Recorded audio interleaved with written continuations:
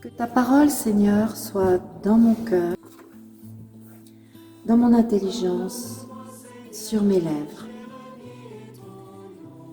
Jésus sortit pour se rendre, comme d'habitude, au mont des Oliviers, et ses disciples le suivirent. Arrivé là, il leur dit : « Priez avec moi. » Puis il s'écarta, et se mettant à genoux, il priait. Philippine, Valentine,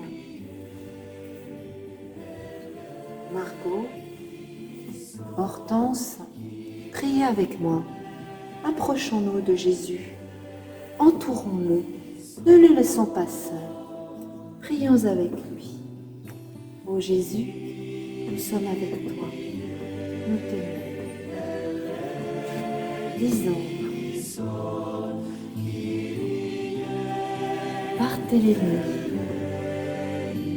Louis, venez prier auprès de Jésus. Ne le laissons pas tout seul dans ce jardin de Gethsémani. Nous sommes dans la nuit du jeudi au vendredi. Pilate, les disciples ont abandonné Jésus. Judas a trahi par un baiser Jésus. Samantha, Carmen, Léna, Suzanne, Édouard, Sofiane, Joséphine, Nolan. Prions, puisque Jésus est seul et qu'il a attendu cette heure.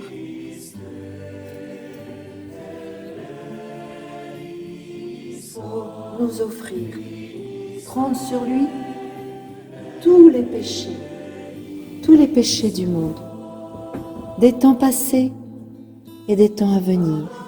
Nous voilà tous réunis avec moi et nous lisons : il ressentit tristesse et angoisse. Ô Jésus, nous voulons te demander pardon. Quand nous sommes près de toi, notre âme reçoit ta lumière et nous avons conscience que nous n'avons pas toujours bien agi. Dans cette nuit du jeudi au vendredi, où tu es si seul, je te remets ma vie, je te remets mon cœur. Viens Seigneur. Nous sommes tous dispersés à cause du coronavirus. Mais là, maintenant, nous voulons rester près de toi, qui porte le poids de nos péchés, des péchés du monde entier. Tu pries, tu es avec ton Père, et des anges vont te servir, t'apporter de la force pour tenir encore. Ô Jésus, nous avons confiance en toi. Tu es venu pour nous sauver.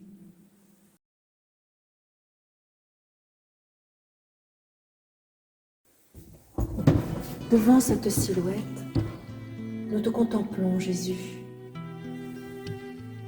J'ai posé ces quelques mots, il n'a rien dit. Il est abandonné de tous ses disciples. Il est traîné devant Pilate, le gouverneur des Romains, et puis devant Hérode, le roi des Juifs. Et puis les soldats le maltraitent. Et tu ne dis rien. Tu supportes tout. Tu offres ta vie. Tu veux offrir tout ce que le Père t'a donné, par amour pour ton Père, par amour pour tous les hommes. Merci. Ils t'ont couronné d'une couronne d'épines, toi, le roi d'amour. Ils t'ont frappé. Seigneur, pardon.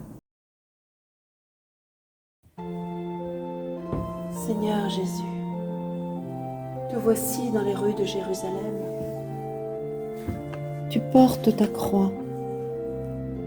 Tu t'avances péniblement. Tu avances avec le poids de cette croix si lourde. Certains hurlent contre toi. Ils te traitent comme un esclave, comme un bandit. D'autres pleurent. Il a souffert pour nous. Je t'aime, ô Jésus, quand je te vois souffrir pour moi. Je t'aime et je voudrais rester près de toi.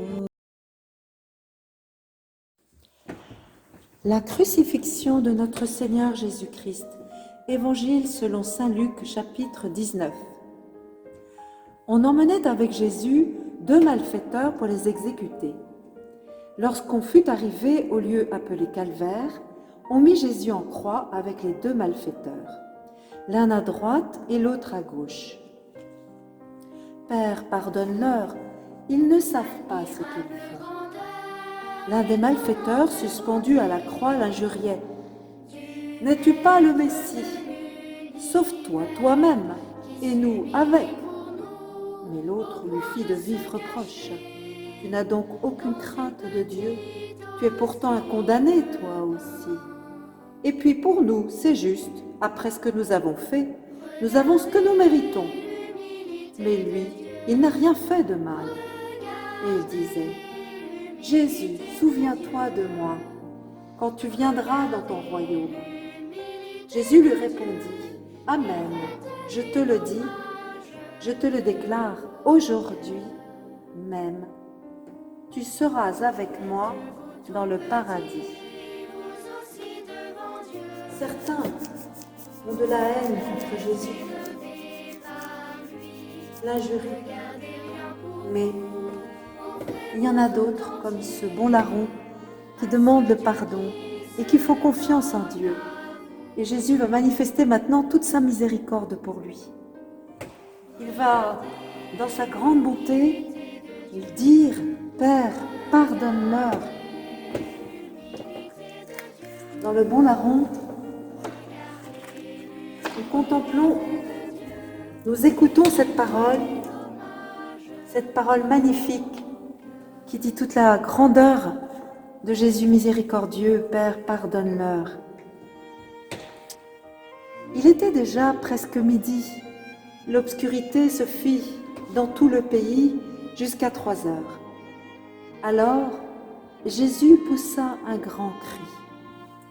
« Père, entre tes mains, je remets mon esprit. » Après avoir dit cela, il expira.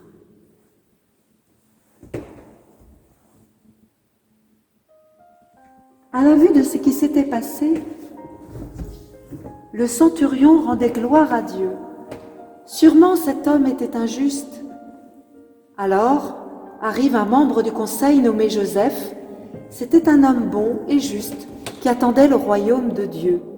Il n'était pas d'accord, ni avec le procès de Jésus, ni pour qu'on le mette à mort. Il alla trouver Pilate et demanda le corps de Jésus. Puis, il le descendit de la croix.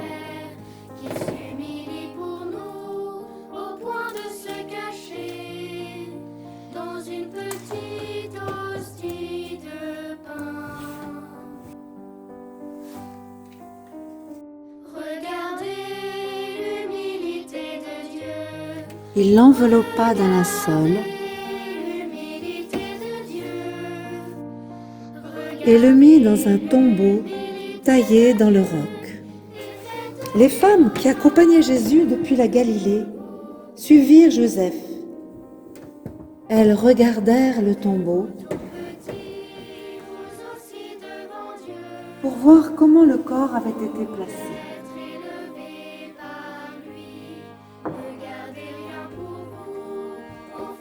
Puis, elles s'en retournèrent et préparèrent les aromates et les parfums. Et durant le sabbat, elles observèrent le repos prescrit.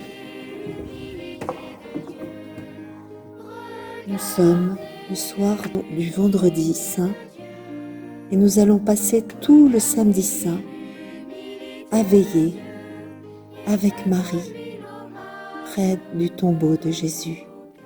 C'est le grand silence.